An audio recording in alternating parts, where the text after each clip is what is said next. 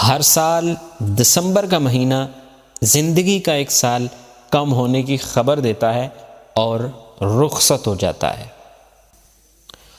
ہم اپنی آنکھوں میں روشنی، بہتری اور کامیابی کے خواب سجائے نئے سال کو ویلکم کرتے ہیں اور سوچتے ہیں کہ شاید یہی وہ سال ہے جب امیدیں حقیقت کا روپ دھاریں گی اور حالات بہتر ہو جائیں گے۔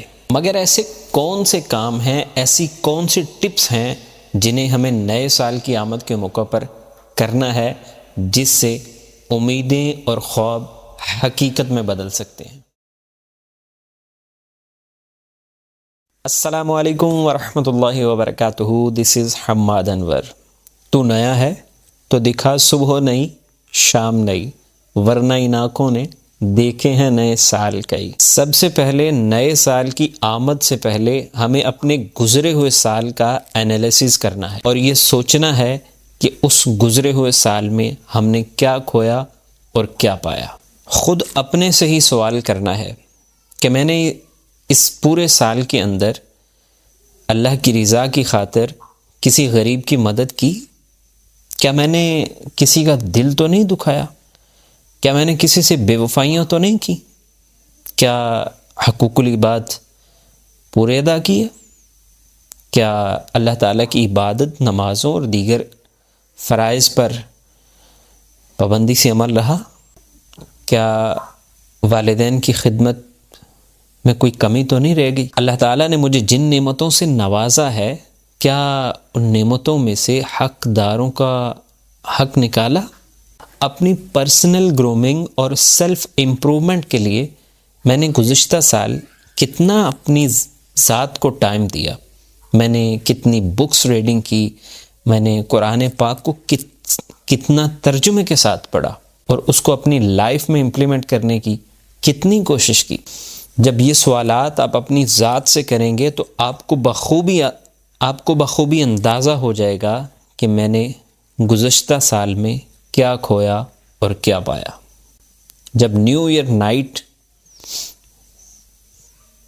جب ہم ایک سال سے دوسرے سال میں شفٹ ہوتے ہیں، نیو ایئر سیلیبریشن کے نام سے ہماری یوتھ جس بے رہ روی اور جس فحاشی اور عریانی میں مبتلا ہوتی ہے، اس کا اندازہ ہر ذی شعور لگا سکتا ہے۔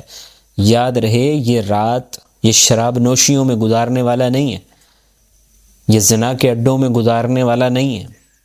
یہ موقع ہے اپنے گزشتہ سال کے انالیسز کرنے کا اور اپنے گزشتہ سال پر نظر ڈالنے کا اور اپنے گریبان میں جھانکنے کا کہ اللہ تعالیٰ نے جس مقصد کے لیے مجھے دنیا میں بھیجا ہے، یہ موقع ہے اس کی بارگاہ میں توبہ و استغفار کرنے کا، اپنی کوتاہیوں سے معافی مانگنے کا اور اللہ کا شکر ادا کرنے کا۔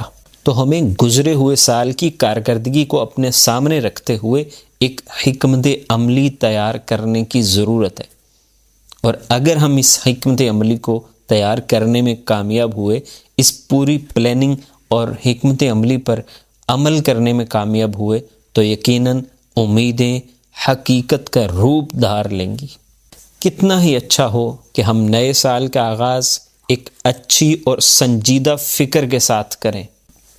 ہر ایک کو چاہیے کہ وہ اپنا ایک گول اور اپنا ایک ویژن سیٹ کرے کہ میں نے اپنی ذات کو، اپنے آپ کو ایک پورے سال کے اندر کس مقام پر دیکھنا ہے۔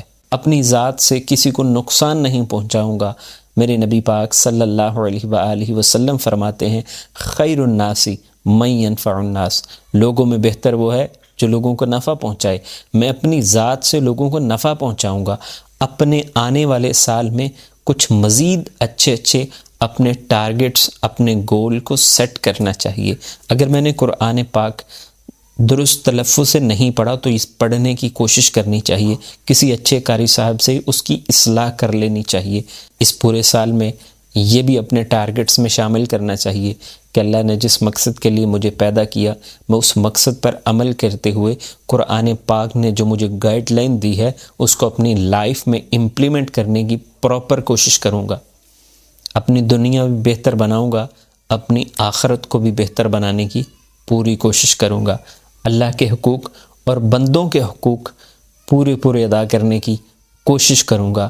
ہر کوئی بندہ اپنے اپنے حساب سے کچھ نہ کچھ ٹارگٹس، کچھ نہ کچھ گولز بنانے چاہیے۔ جس کے کوئی خواب نہیں ہوتے وہ کبھی کوئی بڑا انسان نہیں بن سکتا۔ اللہ تعالیٰ سے دعا کرتے ہیں کہ یہ آنے والا سال ہماری زندگی میں امن والا، سلامتی والا، خوشحالی والا، ہم آہنگی والا اور سب کے لیے خیر والا ہو۔ آمین۔